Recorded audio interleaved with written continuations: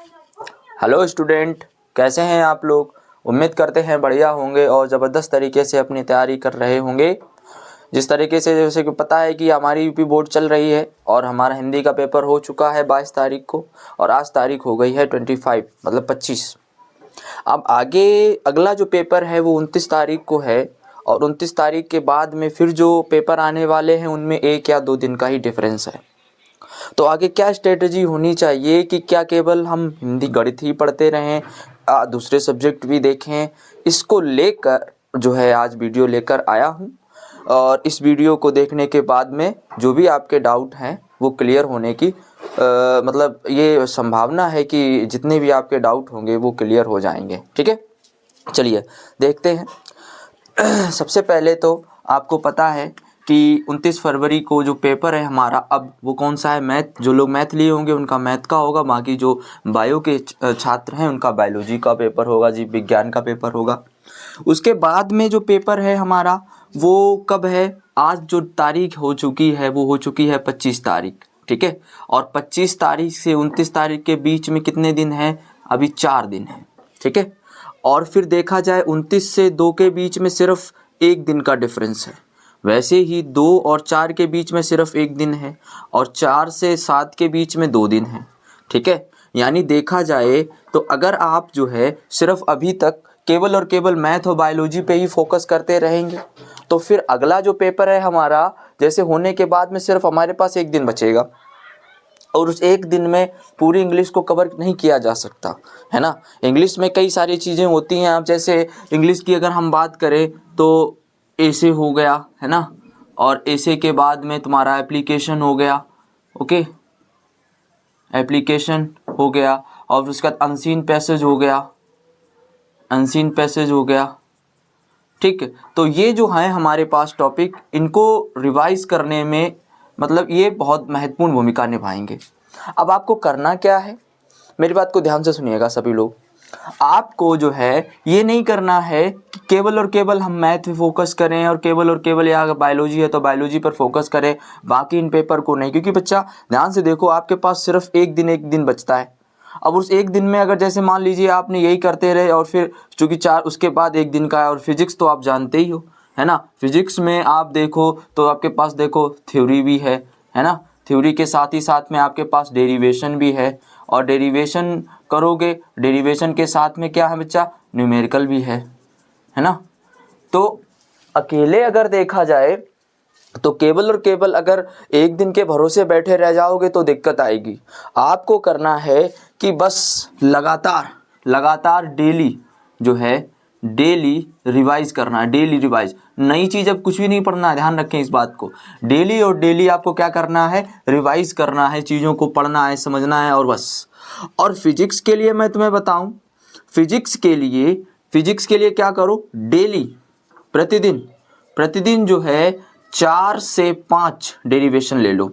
कितने, 4 से 5 डेरिवेशन जो है आप क्लियर करते चलो। हालांकि आपके अच्छी अगर तैयारी है तो कोई परेशानी नहीं होगी, लेकिन रिवाइज करना तो ज़रूरी है। अच्छी तैयारी आपका, बहुत अच्छे से सब चीज़ें क्लियर हैं, लेकिन फिर भी आपको एक बार रिवाइज ज़रूर करना है सारे डेरिवेशन को, और डेरिवेशन से संबंधित जो भी तुम्हारे न्यूमेरिकल हैं उनको करना है। ठीक है, जो भी है तुम्हारे, जो चीज़ तुम्हें कोचिंग में पढ़ाया गया है, जो तुम्हारे पास नोट बने हुए हैं उनको बढ़िया से पी डालो, है ना।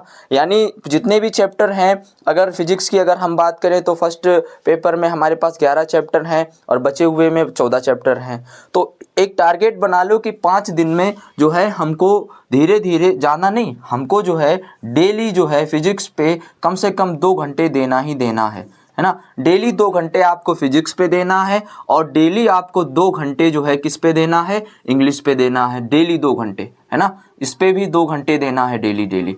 और फिर बाद बाकी जो बचा हुआ समय है वो हमारा किस पे देते रहिए, मैथ में है तो मैथ को लगाते रहिए और बायोलॉजी है तो बायोलॉजी को लगाते रहिए। क्योंकि बच्चा यहाँ से देखा जाए तो 4 से 7 के बीच में 2 दिन का गैप है, इसमें तो ठीक है कि इसमें हो जाता है क्योंकि केमिस्ट्री है और उसमें जो है हमको रिएक्शनें लर्न करनी है, बाकी फिजिकल केमिस्ट्री है तो उसमें न्यूमेरिकल है। ठीक है, तो इसमें जितने भी हमारे नेम रिएक्शंस हैं, वैज्ञानिक नेम रिएक्शंस हैं, बस वो उनको हम अगर याद भी करके चले गए तो भी हमारे पासिंग मार्क आ जाते हैं। लेकिन जो बच्चे 90 प्लस के अब में हैं, जो ये चाहते हैं उनको टॉप करना है, तो उनकी तैयारी पहले से ही हो चुकी होगी बच्चा। अगर नहीं हुई है तो वो डेली और डेली जो है इन सब्जेक्टों को भी आप 2 से 1 घंटा दे सकते हैं, क्योंकि अगर देखा जाए तो हमारे पास दिन में कितने घंटे होते हैं, 24 घंटे होते हैं कि नहीं होते हैं। और इस समय जो है जो आपका एक क्रिटिकल टाइम, एक आपका जो बोलते हैं ना क्रांतिक वाला, वो वाला टाइम चल रहा है। अब इस समय कोई भी दूसरा काम बंद कर दीजिए, चाहे मोबाइल चलाना हो गया, चाहे किसी की पार्टी शादी या कोई प्रोग्राम हो गया, अभी मत जाइए। आपको केवल 7 मार्च तक फोकस करना है अपने गोल पे, क्योंकि ये तुम्हारी जो है वो पूरी 2 साल की मेहनत है, पूरी 2 साल की मेहनत है। अब इस 2 साल की मेहनत को चंद दिनों में अगर तुम सोचोगे कि इसी में ही गवा दें तो बहुत परेशानी हो जाएगी, है ना। ऐसी परेशानी हो जाएगी, फिर दिक्कत हो जाएगी, पूरी ज़िंदगी भर फिर तुमको इसी को झेलना पड़ेगा। तो इसलिए 24 घंटे हैं, अब इस 24 घंटे में मात्र 5 घंटे सोने के लिए निकाल दो, 6 घंटे निकाल दो, फिर भी आपके पास 18 घंटे बचते हैं, ठीक है। और सारे काम बंद कर दीजिए, और सारे काम बंद कर दीजिए। सिर्फ 12 घंटे भी अगर पढ़ाई के लिए निकालेंगे ना आप, तो भी आप जो है बहुत अच्छा स्कोर करने के लिए मतलब बहुत अच्छा स्कोर कर जाएंगे, ठीक है। और यकीन मानो अगर आपने इन जो दिन है हमारे पास, इनमें मेहनत कर ली, तो जो भी आपका गोल है, जो भी आपका टारगेट है कि सर इतना % हमको चाहिए था, ये हमारा गोल है, आप उसको अचीव कर जाओगे, ठीक है। तो बस इसी के लिए मैं आया था। मैंने सोचा कि सोचा क्या, कई सारे बच्चे का डाउट है ना कि सर अब वही पढ़ें, अब कैसे रिवाइज करें। तो आपको हर एक विषय पे 2-2 घंटे देना है, ज़्यादा नहीं। अगर आप ज़्यादा, कम से कम 2 घंटा तो देना ही देना है। अगर आप ज़्यादा कर सकें तो और अच्छी बात है, आपके अंदर जो है चीज़ें सही हो जाएंगी, ठीक है। एक दिन के लिए केवल ना बैठे रहना बच्चा, इंग्लिश के लिए ना फिजिक्स के लिए, आपको अभी से ही एफर्ट लगाना है और अच्छी तरीके से जो है तैयारी को करते रहिए, ठीक है। तो इसी के साथ में मिलते हैं नेक्स्ट वीडियो के साथ में। तब तक के लिए ज़बरदस्त तरीके से अपनी तैयारी को करते रहिए। ओके, जय हिंद।